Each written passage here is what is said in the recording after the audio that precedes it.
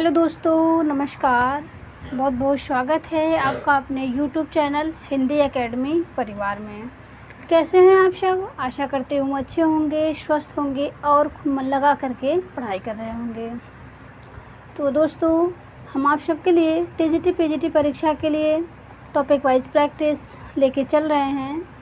तो जो भी भाई बहन हमारे चैनल पे पहली बार हैं वे चैनल को सब्सक्राइब कर लें, बेल आइकन प्रेस कर लें, जिससे हमारे वीडियोज़ की हर नोटिफिकेशन उन्हें मिलती रहे। और वीडियो पसंद आया करे तो वीडियो को एक लाइक किया करें और ज़्यादा से ज़्यादा अपने दोस्तों में और आपके लिए जो पब्लिकली प्लेटफॉर्म है उस पर शेयर करें, जिससे और भी भाई बहन लोग यहाँ से पढ़ के अपने तैयारी को सुदृढ़ व मजबूत बना सकें। तो चलिए आज की क्लास को कंटिन्यू करते हैं। तो आज हमारा प्रैक्टिस नंबर 20 होगा और शगुन काव्य के अंतर्गत राम भक्ति धारा के जो प्रवर्तक हैं गोस्वामी तुलसीदास जी, तो आज उन्हीं पे प्रश्नोत्तरी होगी। ठीक है, तो चलिए पहला प्रश्न है, देखिए, रामानंद जी अपनी किस रचना में गुरु शिष्य परंपरा दिए हैं? दोस्तों, इसके पहले हमने शगुन भक्ति काव्य को पढ़ाया, उस पर प्रश्नोत्तरी दी, तो उसमें 2-4 क्वेश्चन रह गए हैं जो परीक्षा में पूछे हुए हैं, परीक्षा के दृष्टि से महत्वपूर्ण है, तो उनको हमने यहाँ पे रखा हुआ है। तो देखिए, फिर इसके बाद हम तुलसीदास पे प्रश्नोत्तरी करेंगे। तो देखिए, पहला प्रश्न है, रामानंद जी ने अपनी किस रचना में गुरु शिष्य परंपरा दी है? ऑप्शन ए है श्री रामार्चन पद्धति, ऑप्शन बी है वैष्णवमताब्ज भास्कर, ऑप्शन सी है राम रक्षा स्रोत, ऑप्शन डी है सिद्धांत पंचमात्रा। चलिए आप सब अपने अपने आंसर गेस करिए।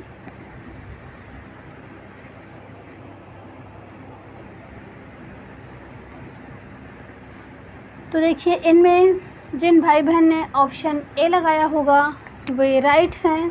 राइट आंसर होगा श्री रामार्चन पद्धति। रामानंद जी अपनी गुरु शिष्य परंपरा का परिचय श्री रामार्चन पद्धति में दिए हैं और इसमें वे अपने गुरु के 14वें नंबर शिष्य माने गए हैं।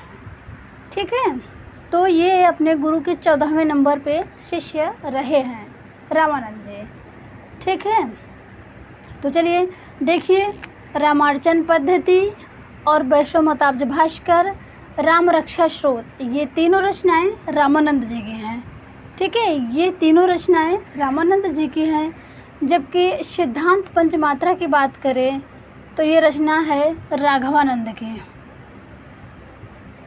ठीक है, ये रचना है राघवानंद की, रामानंद जी के गुरु की।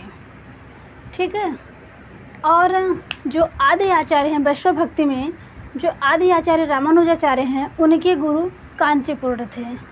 ये भी आप लोग जानते रहिए। चलिए यहीं नोट कर देती हूँ। वैष्णव भक्ति के आदि आचार्य, ये प्रश्न बन चुका है। आदि आचार्य कौन हैं? तो रामानुजाचार्य हैं। रामानुजाचार्य हैं। इनके गुरु की बात करें, इनके गुरु कांचीपुर है। कांचीपुर हैं। ठीक है, रामानुजाचार्य के गुरु कांचीपुर हैं। चलिए प्रश्न 2 देखते हैं। भक्तमाल के अनुसार रामानंद जी के 12 शिष्यों में कितनी स्त्रियां थीं, कितनी महिलाएं थीं? जो दक्षिण भारत में जो अलवार संत कवि हुए, जिनकी संख्या 12 थी, उसमें कितनी स्त्रियां थी यही आपको बताना है। तो ऑप्शन ए है 8, ऑप्शन बी है 4 और ऑप्शन सी है 6, ऑप्शन डी है 2। तो बताइए। और ये भक्तमाल रचना के अनुसार है, ये भी ध्यान रखिएगा। रामानंद जी के 12 शिष्यों में कितनी स्त्रियां थी? तो इनमें राइट ऑप्शन हो जाएगा 2 स्त्रियां थी। ठीक है, 2 स्त्रियां थी। और आप लोग आचार्य रामचंद्र शुक्ल के अनुसार जिन अलवार भक्तों के 12 नाम गिनाए हैं ना भक्तमाल रचना के अनुसार आचार्य शुक्ल जी, तो ये भी आप लोग एक बार सुन लीजिए। तो नाम है अनंतानंद, सुखानंद, सुरसुरानंद, भावानंद, पीपा और कबीरदास, सेन, धना, रैदास और पद्मावती सुरसुरी। ठीक है, तो यही 2 महिलाएं हैं, पद्मावती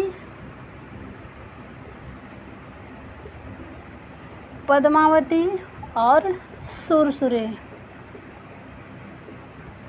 तो दोस्तों ये परीक्षा में पूछ सकता है, जिस प्रकार 2021 में 84 सिद्धों में कितनी महिलाएं हैं ये पूछ लिया, तो ये भी प्रश्न पूछ सकता है। आप जानते रहिए कि अलवार भक्त कवियों में 2 महिलाएं थी, एक पद्मावती और एक सुरसुरी। ठीक है, चलिए प्रश्न 3 देखते हैं। किस कवि ने गलता राजस्थान में रामानंदी वैष्णवों की गद्दी स्थापित की थी? किस कवि ने गलता राजस्थान में रामानंदी वैष्णवों की गद्दी स्थापित की थी? तो कृष्णदास पैहारी ने, अनंतानंद ने, रामानंद ने, अग्रदास ने और नाभादास ने। चलिए ऑप्शन करिए।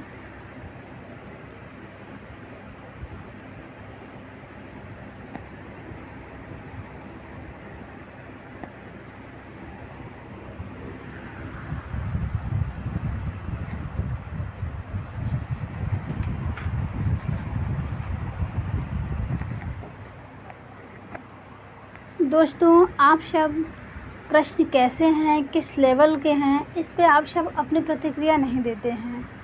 आप सब अपनी राय तो दिया करिए। आपकी राय हमको पता चलेगा, तभी हमको प्रेरणा मिलेगी और और हमें अच्छा लगेगा कि हमारा पढ़ाना आप सबको समझ में आ रहा है, आप सबको अच्छा लग रहा है। तो इससे हम और मोटिवेट होंगे और आप सबके लिए पूरे एनर्जी से और अच्छे प्रश्न लेके आएंगे।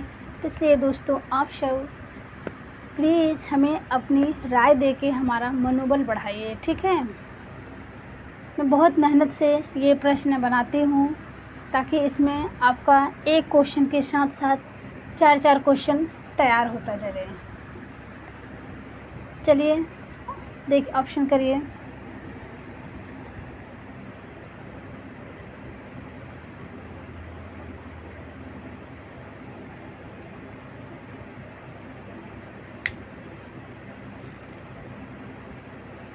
तो देखिए इसमें किस कवि ने गलता राजस्थान में रामानंदी वैष्णवों की गद्दी स्थापित की थी? तो वे थे कृष्णदास पैहारी।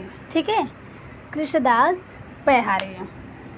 और कृष्णदास पैहारी किसके शिष्य थे? तो रामानंद के शिष्य थे। शिष्य परंपरा, गुरु शिष्य परंपरा में ये पूछा जा सकता है कि कृष्णदास के गुरु कौन थे? तो कृष्णदास पैहारी के गुरु कौन थे? तो रामानंद थे। ठीक है, इनके गुरु ये थे। इनके गुरु की बात करूँ तो ये थे कृष्णदास पैहारी के गुरु अनंतानंद, अनंतानंद के गुरु रामानंद, और अग्रदास की बात करूँ तो ये कृष्णदास पैहारी के शिष्य अग्रदास थे। ठीक है, और अग्रदास के शिष्य नाभादास जी थे। नाभादास के गुरु अग्रदास थे। फिर से सुनिए एक बार, नाभादास के गुरु अग्रदास, अग्रदास के गुरु कृष्णदास पैहारी, कृष्णदास पैहारी के गुरु अनंतानंद, अनंतानंद के गुरु रामानंद जी थे।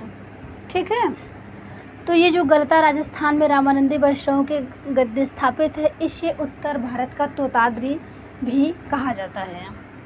चलिए प्रश्न 4 देखते हैं। महाभारत में निम्न पर्वों में राम कथा का वर्णन है।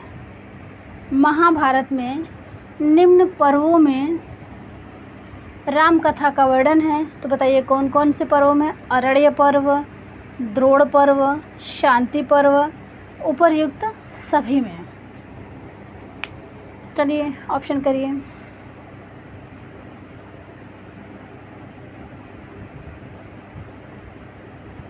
तो देखिए महाभारत में निम्न पर्वों में राम कथा का वर्णन है। तो अरण्य पर्व में राम कथा का वर्णन है, द्रोण पर्व में भी राम कथा का वर्णन है, शांति पर्व में भी राम कथा का वर्णन है।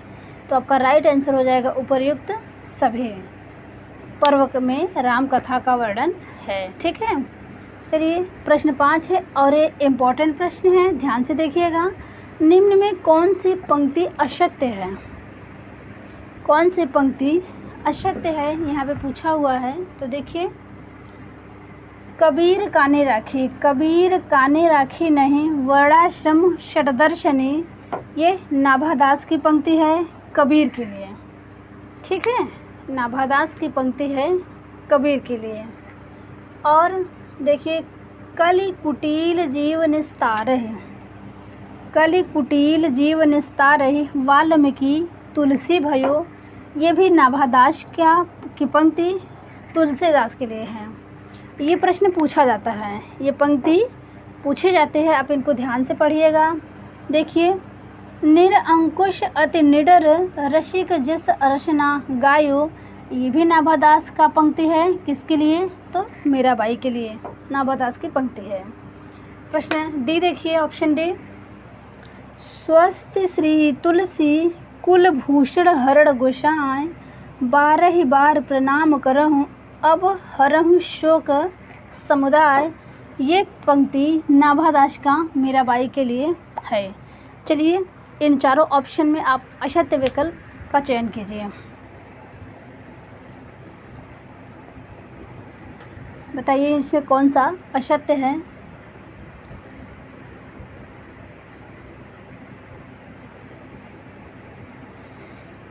तो देखिए, कबीर काने राखी ने वर्णाश्रम षटदर्शनी, नाभादास जी ने कबीर के लिए कहा है, ये राइट है।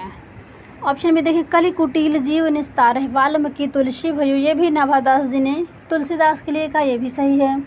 निरअंकुश अति निडर रसिक जस रचना गायो, ये नाभादास की पंक्ति मीराबाई के लिए यही सही है। बचा आपका ये, स्वस्थ श्री तुलसी कुलभूषण हर गोसाई, 12 बार प्रणाम करहूँ अब हरहु शोक समुदाय, ये पंक्ति नाभादास की नहीं है।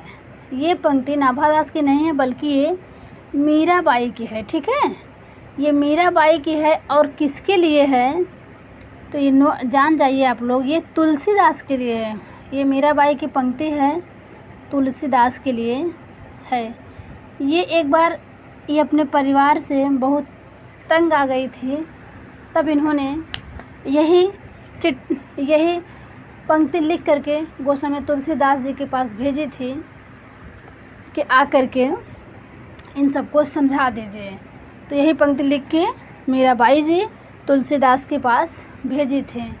इनके परिवार वाले इन्हें बहुत परेशान कर रहे थे, तब वे भेजते हैं, स्वस्थ श्री तुलसी कुलभूषण हरण गोसाई, 12 बार प्रणाम करहूँ अब हरहु शोक समुदाय। ठीक है, तो यही आपका असत्य विकल्प होगा। इसमें राइट आंसर होगा, मीराबाई ने तुलसीदास के लिए ये पंक्ति कहा है। ठीक है, तो चलिए आगे बढ़ते हैं।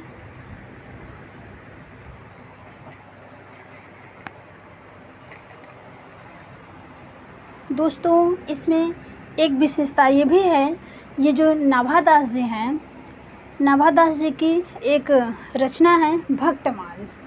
भक्तमाल है वो प्रसिद्ध रचना है, और भक्तमाल की टीका प्रियादास ने लिखी है।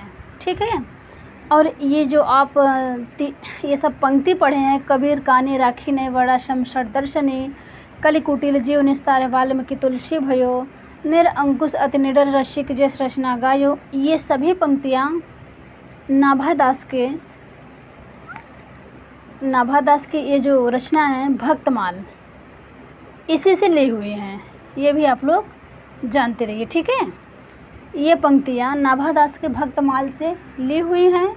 और ये जो भक्तमाल रचना है, ये आपका कहाँ लिखूँ, ये जो भक्तमाल रचना है, भक्तमाल रचना में 200 कवियों का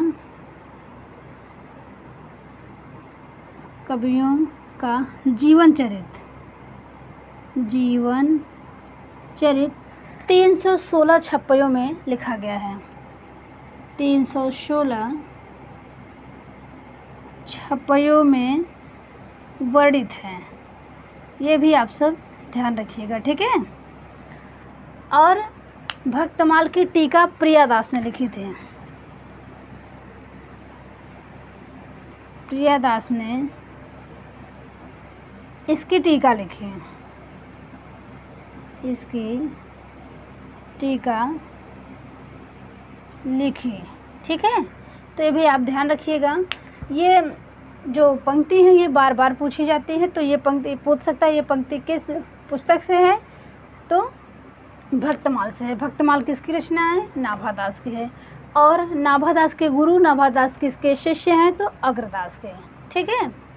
तो चलिए ध्यान रखिएगा, ये भक्तमाल में 200 कवियों का जीवन चरित्र 316 छपयों में वर्णित है। चलिए फिर आगे बढ़ते हैं।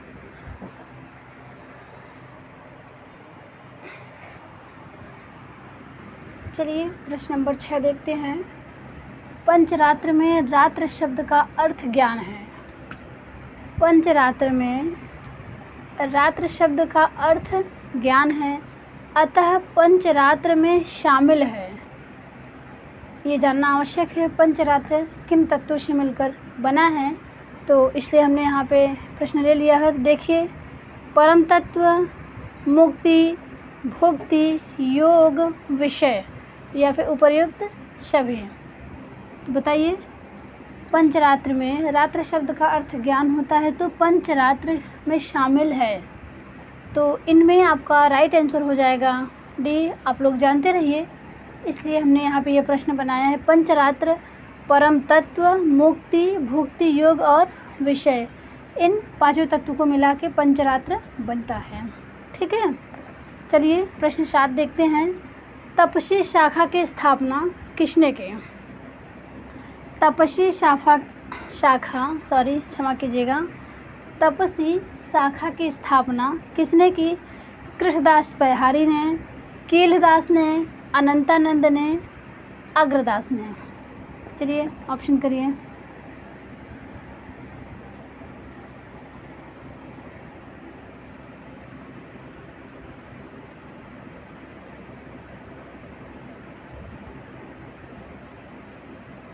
तो देखिए, तपसी शाखा की स्थापना कीलदास ने की थी, ठीक है। तपसी शाखा की स्थापना कीलदास ने की थी, जो कि कृष्णदास पैहारी के शिष्य थे। और चलिए प्रश्न 8 देखते हैं। तो देखिए, राम भक्ति शाखा के अंतर्गत स्वसुखी संप्रदाय की स्थापना किसने की? राम भक्ति शाखा के अंतर्गत स्वसुखी संप्रदाय की स्थापना किसने की? तो रामचरण दास, विष्णुदास, अग्र अली और प्रियादास।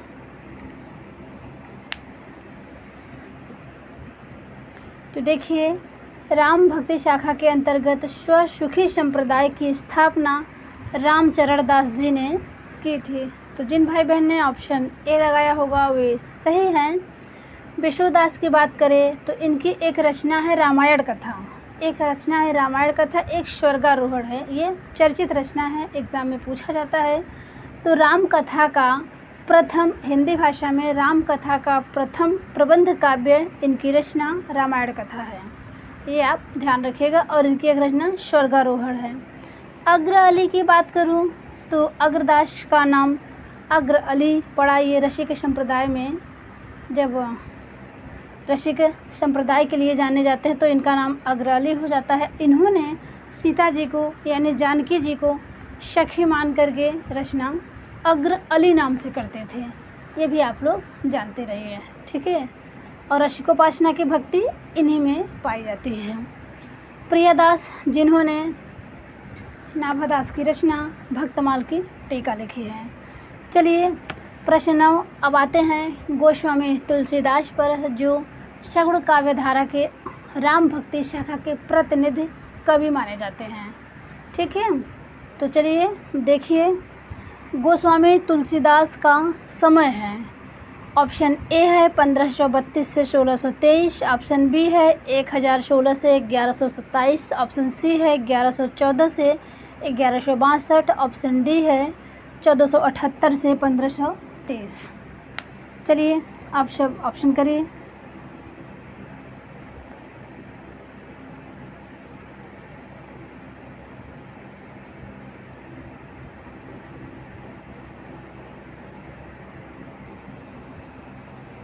तुलसीदास के बचपन का नाम जो उपनाम था आप लोग जानते ही होंगे। तुलसीदास का उपनाम क्या था? तो राम बोला था। ठीक है, तुलसीदास के राम बोला ये उपनाम तुलसीदास का था। ठीक है, तो देखिए इनमें जिन लोगों ने ऑप्शन ए लगाया है वे सही हैं। 1532 से 1623 तक ये गोस्वामी तुलसीदास का समय है। ऑप्शन बी की बात करूँ 1016 से 1127 तक, तो ये किसका समय है? तो ये रामानुजाचार्य का समय। आप लोग मैं बोल रही हूँ, आप सब लिखते चलिए। 1016 से 1127 तक ये रामानुजाचार्य का समय है। ठीक है, ऑप्शन सी की बात करूँ 1114 से 1162 तक, तो ये निम्बार्काचार्य का समय है। निम्बार्काचार्य का समय है। ऑप्शन डी की बात करूँ 1478 से 1530 तक, तो ये वल्लभाचार्य का समय है। ठीक है, ये वल्लभाचार्य का समय है। ये वल्लभाचार्य हो गया, और ये है निम्बार्काचार्य, और ये है रामानुजाचार्य। ठीक है, चलिए देखिए गोस्वामी तुलसीदास का समय 1532 से 1623 ईस्वी तक। कुछ लोग हैं तो इनके जन्म स्थान में मतभेद है विद्वानों में। तो कुछ विद्वान हैं तो इनका जन्म बांदा ज़िले के राजापुर में मानते हैं, और कुछ विद्वान हैं सोरो मानते हैं। ठीक है, तो और इनके माता पिता का नाम आप लोग जान लीजिए। तो इनके पिता का नाम था आत्माराम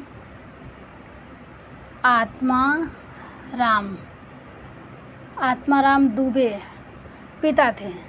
ठीक है, और इनकी माता थी हुलसी देवी।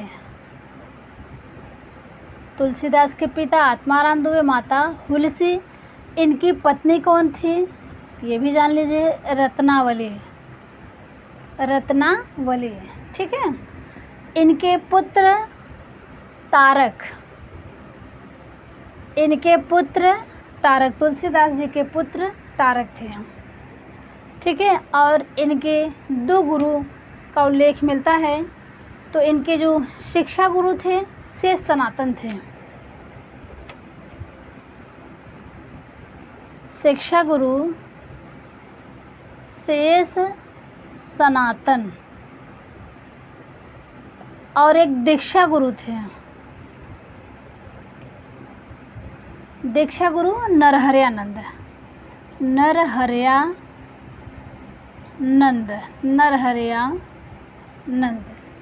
ठीक है, शिक्षा गुरु शेष सनातन और दीक्षा गुरु नरहरयानंद, जिन्हें नरहरि दास भी कहा जाता है। ठीक है, तो इतना आप लोग तथ्य ध्यान रखिएगा। इनकी भाषा की बात करें तो इन्होंने अवधी भाषा में भी रचना की है और ब्रज भाषा में भी। ये भी नोट कर लीजिए, इनकी भाषा अवधी, ब्रज भाषा, ये दोनों में रचना किए हैं। ठीक है, ये दोनों में रचना किए हैं। और इनकी 12 रचनाओं को आचार्य रामचंद्र शुक्ल जी ने प्रामाणिक माना है। और इनकी जो 12 रचनाएं हैं, इनमें बड़ी रचनाएं भी हैं और छोटी रचनाएं भी हैं। तो इनको एक एक करके पढ़ेंगे, और काफ़ी महत्वपूर्ण रचना हैं।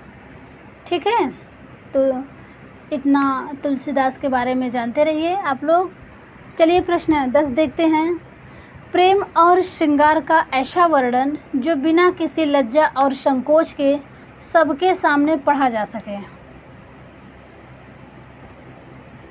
तो दोस्तों ये सब तथ्य हमने आचार्य रामचंद्र शुक्ल की बुक से लिया हुआ है। तो देखिए प्रेम और श्रृंगार का ऐसा वर्णन जो बिना किसी लज्जा और संकोच के सबके सामने पढ़ा जा सके, वह तुलसीदास का ही है। ये कथन किसका है? आचार्य शुक्ल का है, नाभादास का है, ग्रियर्सन का है, हजारी प्रसाद द्विवेदी का है। बताइए तुलसीदास के विषय में ये कथन किसने कहा है?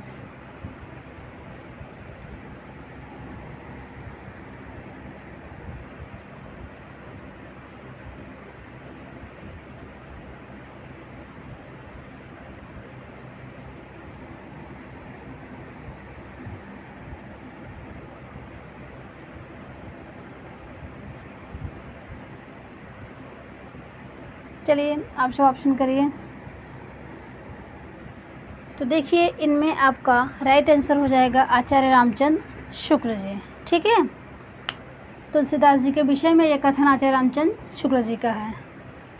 और ऑप्शन बी की बात करूं नाभादास जी का, तो नाभादास जी ने इन्हें तुलसीदास को कलिकाल का वाल्मीकि कहा है।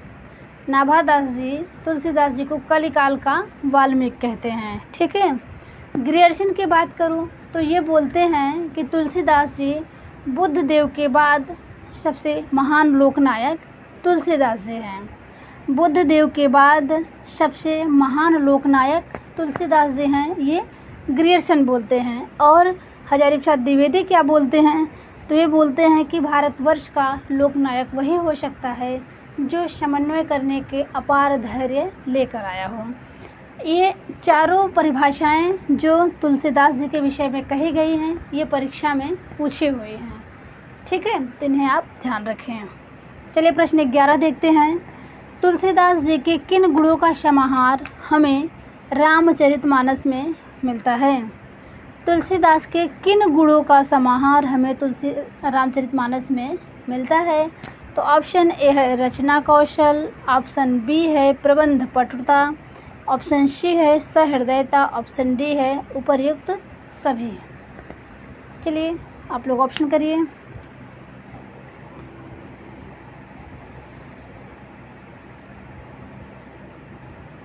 तो इनमें भी आपका राइट आंसर हो जाएगा उपर्युक्त डी।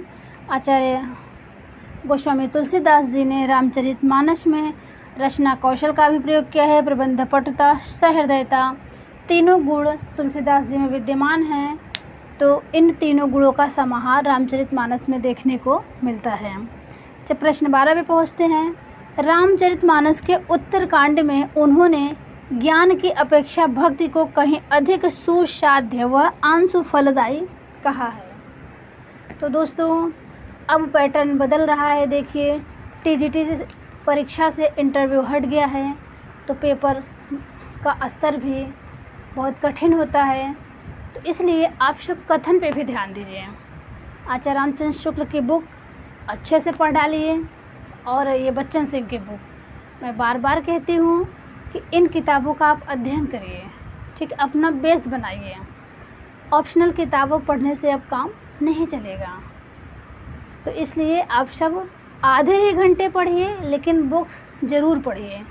पढ़ने की अपनी हैबिट्स बनाए रखिए और जो भी पढ़िए उससे संबंधित आप प्रैक्टिस करिए। जितना हम पढ़ रहे हैं कितना हम कैच कर पा रहे हैं, कितना हम आत्मसात कर पा रहे हैं। ठीक है, इस बेस से पढ़ाई करिए। चलिए तो देखिए रामचरितमानस के उत्तरकांड में उन्होंने ज्ञान की अपेक्षा भक्ति को कहीं अधिक सुसाध्य व आशु फलदायी कहा है। ज्ञान की अपेक्षा भक्ति को वे अधिक सुसाध्य व अंशु आशु फलदायी कहा है। तो ये कथन किसका है? आचार्य शुक्ल का है, अमृतलाल नागर का है, या स्मिथ का है, या फिर कोई नहीं? बताइए।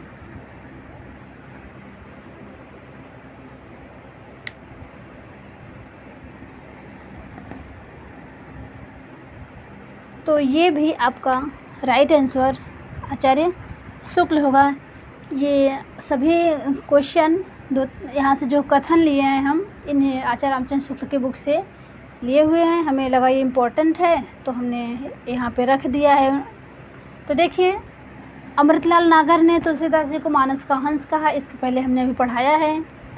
और स्मिथ ने क्या कहा? स्मिथ ने ये कहा है कि तुलसीदास जी मुग़ल काल के महान व्यक्ति हैं। स्मिथ ने कहा कि तुलसीदास जी मुग़ल काल के सबसे महान व्यक्ति हैं। ठीक है, तो चलिए स्क्रीनशॉट ले लीजिए, फिर आगे बढ़ें।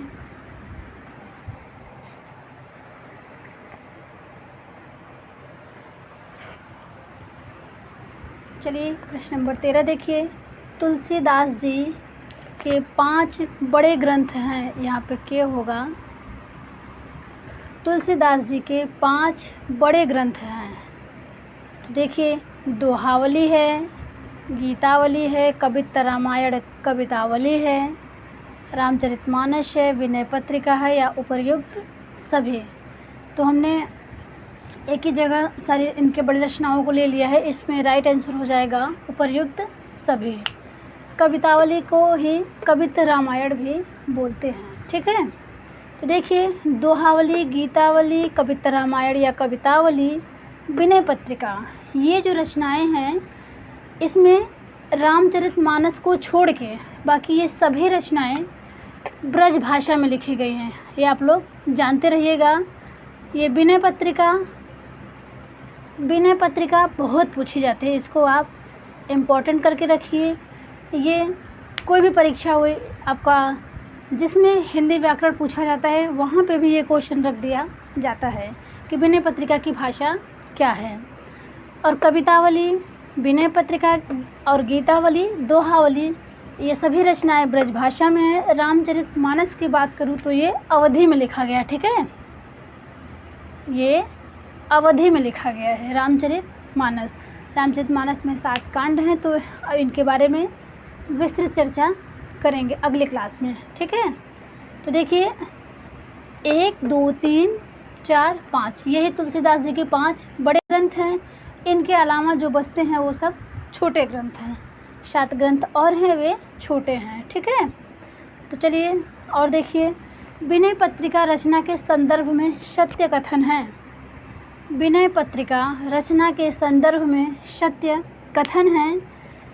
इस रचना का प्रारंभ श्री गणेश वंदना से प्रारंभ होता है। जैसे दोहा है, गाय ये गणपति जगवंदन, ऐसे कुछ है, तो उसी से विनय पत्रिका रचना का प्रारंभ होता है। गाय ये गणपति जगवंदन, गणेश जी की वंदना से प्रारंभ होता है। एक कथन ये है, ऑप्शन बी है, यह पत्र शैली में लिखा गया है। विनय पत्रिका पत्र शैली में लिखा गया है और इसमें कुल 279 पद हैं, वह गेय पदों हैं। ये विनय पत्रिका गीत काव्य भी है। ठीक है, विनय पत्रिका गीत काव्य है। ठीक है, तो देखिए, विनय पत्रिका पत्र शैली में लिखा गया है और विनय पत्रिका में 279 पद हैं और गेय पदों में रचित है। ठीक है, जो गाए जाने योग्य है उसे गेय पद कहते हैं। फिर देखिए ऑप्शन सी, इस रचना की भाषा की बात करें तो ब्रज भाषा है और रस की बात करें तो शांत रस है। ठीक है, विनय पत्रिका की भाषा ब्रज भाषा में लिखी गई है विनय पत्रिका, और विनय पत्रिका में शांत रस प्रमुख है। ऑप्शन डी देखिए, विनय पत्रिका विद्यापति, जयदेव, सूरदास की गीत पद्धति पर आधारित है। विनय पत्रिका विद्यापति, जयदेव व सूरदास की गीत पद्धति पर आधारित है। ऑप्शन ए है उपर्युक्त सभी सही। तो बताइए, विनय पत्रिका रचना के संदर्भ में जो महत्वपूर्ण तथ्य थे हमने एक ही जगह इंक्लूड कर दिया है, तो इनमें आपका राइट आंसर हो जाएगा ऑप्शन नंबर ए। ठीक है, तो अक्सर ये बहुत पूछा जाता है, विनय पत्रिका में कितने पद हैं? 279। ठीक है, एक ये पूछा जाता है, एक विनय पत्रिका रचना की भाषा है। ठीक है, एक ये बहुत पूछा जाता है, आप लोग ध्यान दीजिएगा ये मेरी बात को। एक और ये किस लिए लिखे थे? तो अर्जी के लिए लिखे थे। ये कलिकाल से बहुत परेशान हो गए थे, तो कलिकाल से मुक्ति पाने के लिए श्री रामचंद्र जी को ये विनय पत्रिका ये अर्जी के लिए लिखे थे। ठीक है, तो ये भी ध्यान रखिएगा, इसमें राइट आंसर आपका होगा उपर्युक्त सभी सही। चलिए प्रश्न 15 देखते हैं। मानस के राम कथन है, मानस के राम लोक रक्षक हैं, वे शील शक्ति और सौंदर्य के भंडार हैं। रामचरितमानस से तात्पर्य रामचरितमानस। रामचरितमानस के राम लोक रक्षक हैं, वे शील शक्ति और सौंदर्य के भंडार हैं। रचना कौशल, प्रबंध पटुता, सहृदयता की दृष्टि से रामचरितमानस हिंदी का सर्वश्रेष्ठ महाकाव्य है। ये कथन किसका है? तो आचार्य रामचंद्र शुक्ल का है, बच्चन सिंह का है, नगेंद्र का है, राम कुमार वर्मा का है। तो दोस्तों एक तथ्य और मिलता है कि जिस प्रकार रामचंद्र जी को जानने के लिए रामचरितमानस पढ़नी चाहिए, उसी प्रकार तुलसीदास को जानने के लिए विनय पत्रिका पढ़ना चाहिए। ठीक है, तो ये भी आप लोग जानते रहिए कि जिस प्रकार रामचंद्र जी को जानने के लिए मानस का अध्ययन करना चाहिए, उसी प्रकार तुलसीदास को जानने के लिए विनय पत्रिका का अध्ययन करना चाहिए। तो चलिए बताइए ये कथन किसका है। और एक कथन और है शुक्र जी का। शुक्र जी गोस्वामी तुलसीदास को स्मार्त वैष्णव मानते हैं। ठीक है, चलिए तो देखिए इनमें आपका राइट आंसर हो जाएगा आचार्य रामचंद्र शुक्ल का है।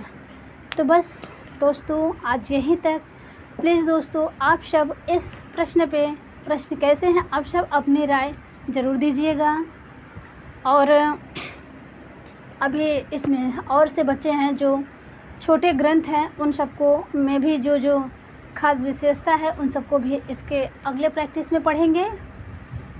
और वीडियो पसंद आया हो तो एक लाइक कर दिया करिए और अपने दोस्तों में ज़्यादा से ज़्यादा वीडियोज़ को शेयर किया करिए, जिससे और भी लोग जो टीजीटी पीजीटी हिंदी विषय से तैयारी कर रहे हैं वो यहाँ से पढ़ सकते हैं, प्रैक्टिस लगा सकते हैं, अपनी तैयारी को मजबूत व सुदृढ़ बना सकते हैं। तो चलिए अब दीजिए इजाज़त। नमस्कार।